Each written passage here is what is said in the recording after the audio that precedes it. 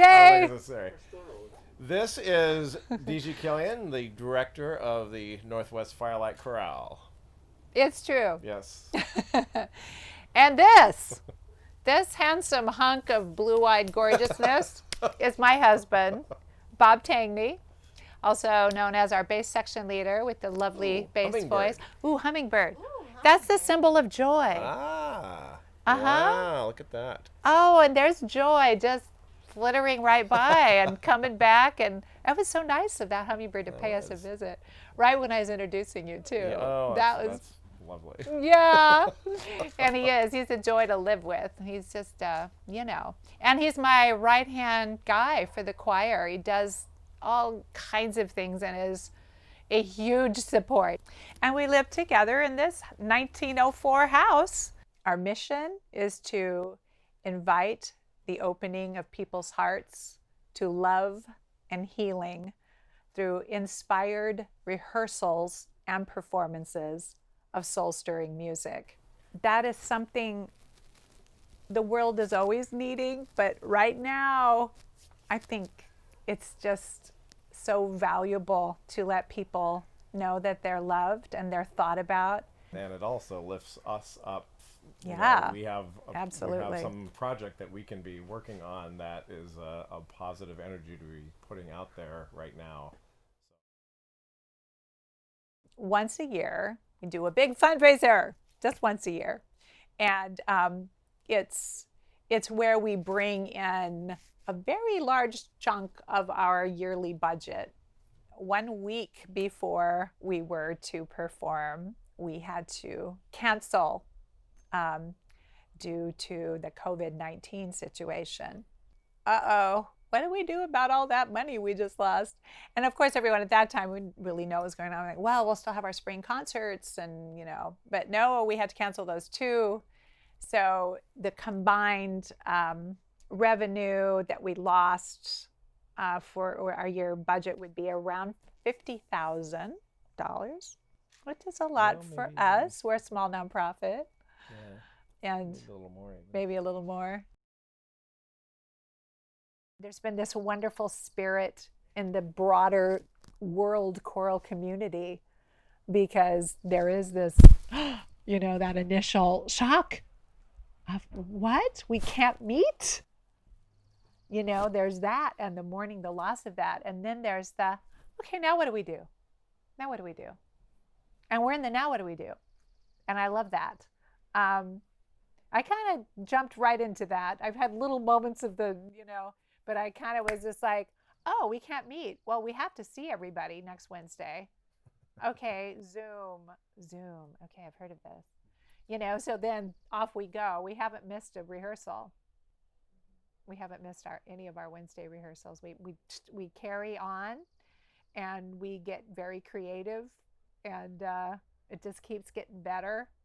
I think our first Zoom rehearsal, people were, in their whatever part of their house, and, their cat would come in, they're like, here's my kitty Sam, or here's my dog Woofer, or whatever. And so they were all, and I thought, oh, this is so great. And I get to look into people's houses, and I'm seeing some of their animals. This is one of those really cool opportunities that we wouldn't have if we were meeting in person. Show and tell, where our members get to each week at rehearsal. A couple of our members get to show some little piece of their home life since everyone's doing the Zoom from home. So we get to look into their homes, and it's a lovely, intimate way of seeing one another that we would not have had the opportunity to do meeting for live rehearsals. Normally, I don't know why, but for me, birthdays are a big deal. You gotta acknowledge people. You gotta acknowledge birthdays. So when we're meeting normally, in person for our rehearsals, once a month we do a big birthday celebration at the end of rehearsal. We have birthday cakes. Members make cakes and bring goodies.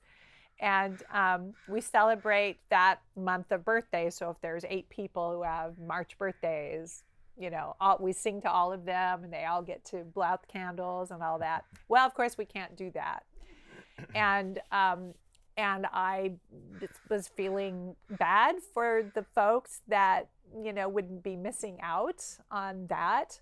So we started thinking of ways like, well, we could just ask everyone at home who has a birthday to have a candle ready, and and then light their candle and make a wish, and we'll all sing, and and then I started thinking, oh yeah, but wouldn't it be really fun, like if they actually had, a piece of cake, They're like, well, so we decided we made a cake on Tuesday.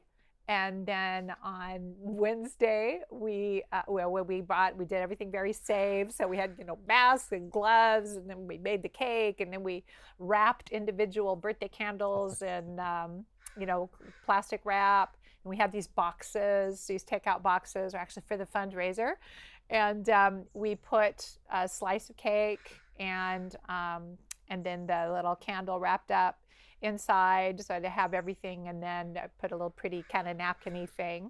And then we drove around the city and delivered to everybody who had birthdays that month.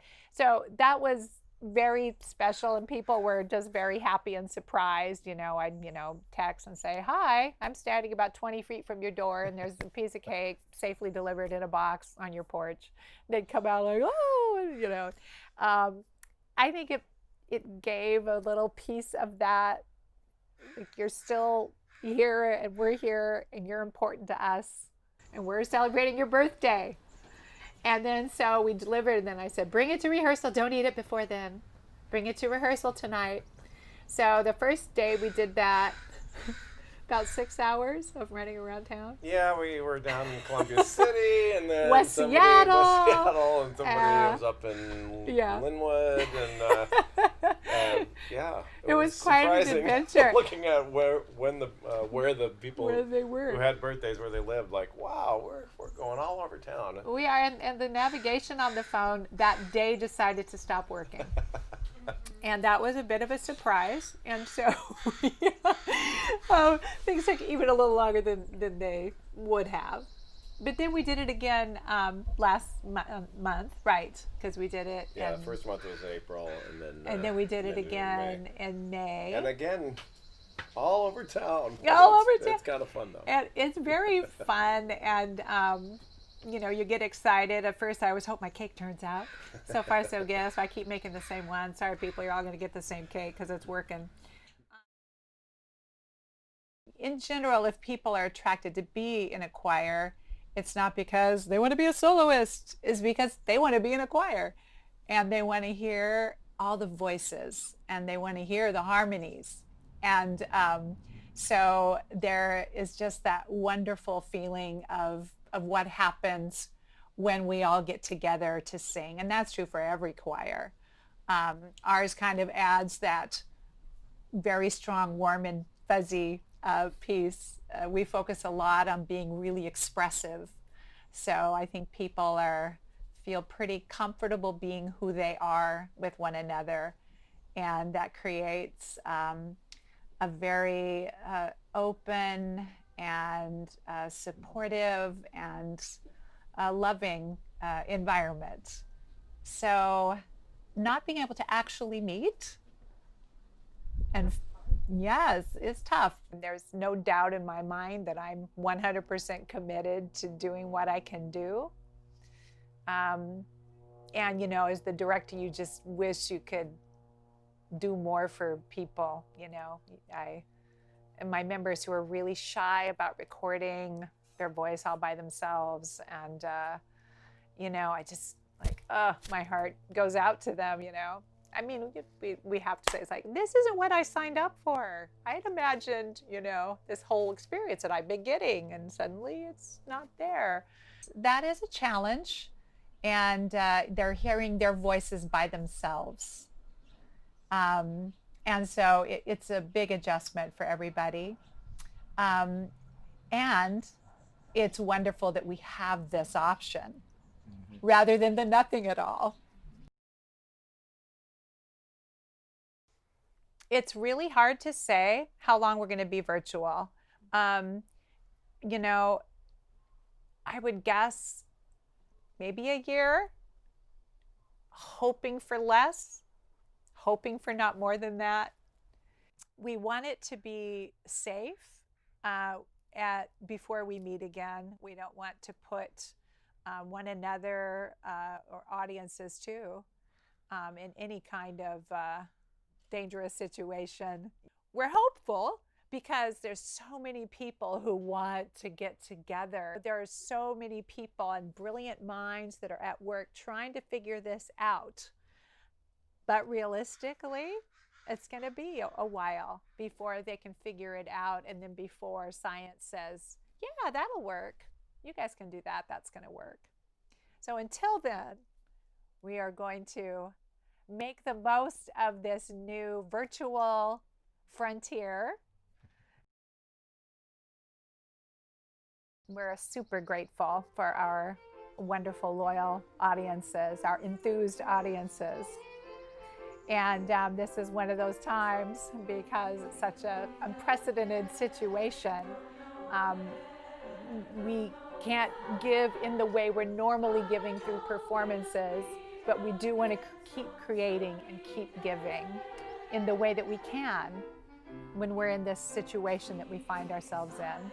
And like everything, you know, it does take money. It takes funds for us to be able to continue. And that is why we are doing this fundraiser, in hopes that we get a nice chunk of change back into our bank account, which is kind of going like this right now. And so that we can get equipment that we need, we can pursue these CD projects and new ways of performing. And yes, that is the hope. That's the thing with all of this, you know, the pandemic, you know, people, what can I do? What can I do? We all want to do something. Everybody wants to help, which is, I think, a beautiful thing about human nature. So I think that there's going to be a lot of opportunity for outreach beyond what we could do in person, that we're able to do through these video projects that we all create together. Being able to reach, to spread our mission of inviting the opening of people's hearts to love and healing, that is something that can now step outside of just where we're able to physically be present, whether it's our audiences in Seattle or when we're on tour, but through videos, that the choir creative videos that we're making and that we have made and will continue to make, that those will get shared